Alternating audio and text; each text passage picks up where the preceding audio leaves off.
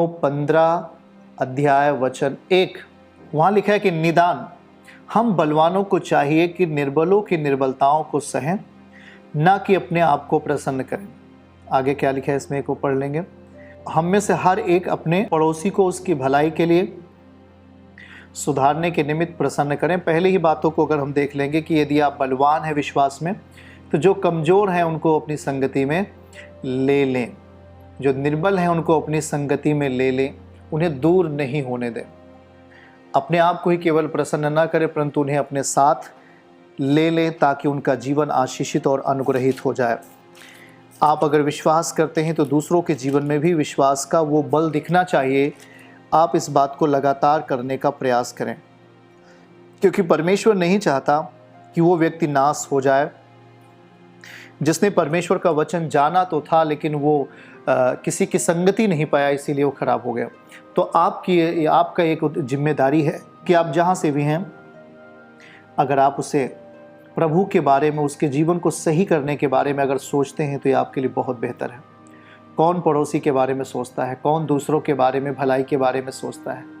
सभी तो दूसरों का नुकसान करना चाहते हैं, परंतु आपके लिए एक जिम्मेदारी है कि आप दूसरों को सुसमाचार दें और दूसरों को फिर से प्रार्थना की संगति में रखें, दूसरों को फिर से सेवकाई की संगति में लाएं, उन्हें ऑनलाइन मीटिंग के बारे में बताएं, उन्हें सेवकाई के बारे में बताएं और उन्हें सेवकाई के बारे में जानकारी दें, उन्हें संगति के बारे में बताएं, उन्हें सेवकाई में ला करके उनको जो भी प्रॉब्लम है उसके बारे में बताएं उनके लिए, ताकि प्रार्थना निरंतर हो सके। तो आप अपने आप को पूरी तरीके से प्रभु के सम्मुख रखिए और परमेश्वर के कामों को करने के लिए अपने आप को तैयार करिए। अपने आप को लूज मत होने दीजिए, अपने आप को आलस में मत जाने दीजिए। आपकी प्रार्थनाएं दूसरों का जीवन बचाएंगी, आपकी प्रार्थनाएं दूसरों की ज़िंदगी में एक नया बल देंगी। तो आप आत्मिक नियमों का जो पालन कर रहे हैं, आत्मिक नियमों के साथ जो जी रहे हैं, तो अपने आप को प्रभु के सम्मुख लेके चलने का कारण भी यही है कि आप शक्तिशाली दशा को प्राप्त करेंगे और परमेश्वर की आत्मा में एक नए प्रतिफल को, एक अलग अलग प्रतिफल को हर क्षेत्रों में आप देखेंगे। प्रभु कहता है कि मैं तुझे प्रतिफल दूंगा। मत्ती 6 वचन 17-18 में लिखा है कि मैं तुझे प्रतिफल दूंगा जब आप उपवास की दशा में आप जिएंगे और प्रभु से जो कुछ भी मांगेंगे वो आपके लिए मिलेगा। प्रभु आपको देने के लिए तैयार है। इसलिए परमेश्वर क्या कहता है, जब हम दाऊद के उस अध्याय को बढ़ेंगे, भजन 138 अध्याय वचन 7 में, तो यदि चाहे मैं संकट के बीच में होकर चलूं तो भी तू मुझे जिलाएगा, ऐसा वचन में लिखा है। चाहे मैं संकट के बीच में होकर चलूं तो भी तू मुझे जिलाएगा, तू मेरे क्रोधित शत्रुओं के विरुद्ध हाथ बढ़ाएगा और अपने दाहिने हाथ से हमारा उद्धार करेगा।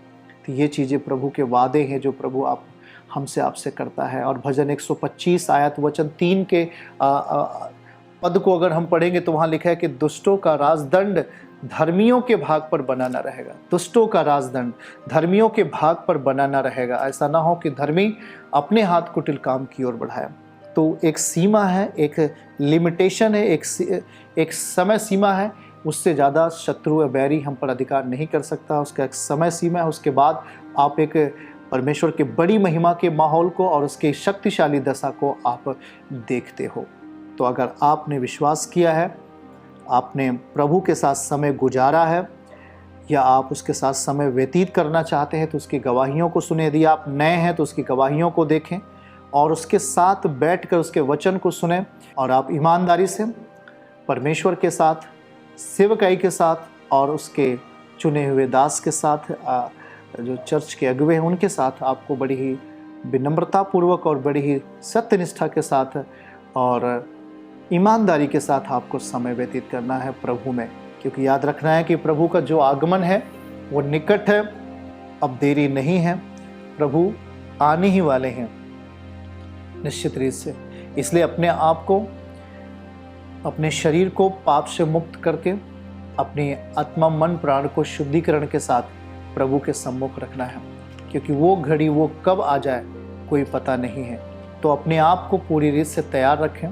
प्रभु के प्रिय लोगों, इस बात को हमेशा ध्यान देने की ज़रूरत है कि परमेश्वर के जो वचन हैं कि सारे जगत में जाके प्रचार करना है, तो आपको भी लगातार प्रेयर करनी है। प्रभु दूसरों को यीशु के बारे में बताना है, संगति के बारे में बताना है।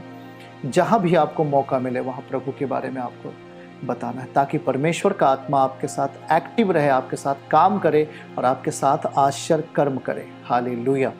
प्रभु को भी अपने अंदर प्रभु को भी आलस मत डालिए, प्रभु को भी आलसी मत बना दीजिए। वो शक्तिशाली है, वो आपके अंदर काम करता है। जब आप प्रेयर करेंगे, जब आप संगति में रहेंगे, समय पर प्रभु के साथ संगति करेंगे, संडे हुआ या थर्सडे हुआ आप मीटिंग करेंगे, तो निश्चित रूप से जो आपके अंदर का जो एक अंकुर है वो पौधा बनेगा, पौधे से पेड़ बनेगा।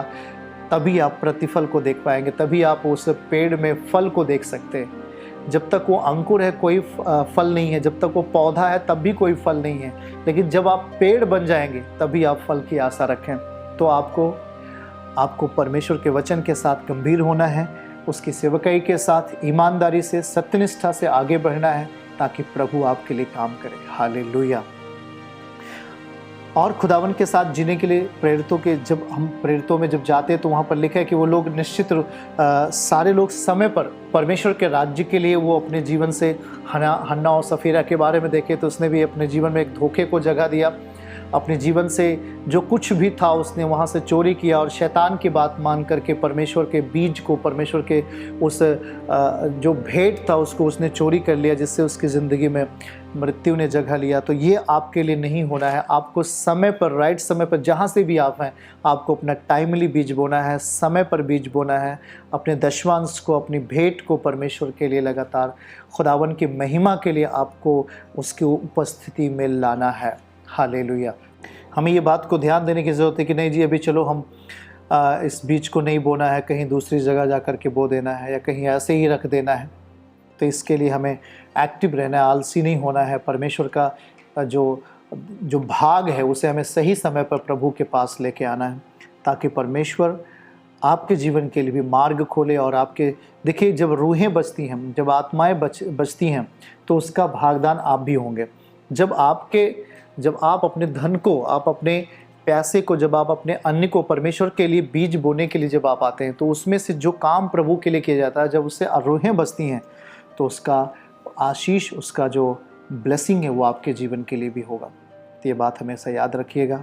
खुदावन के साथ जैसे पहले थे उससे और अधिक मजबूत होकर के प्रभु की महिमा करना है, उसके साथ संगति करना है। अपने आप को आलस में नहीं दें और सुसमाचार के लिए आगे आएँ।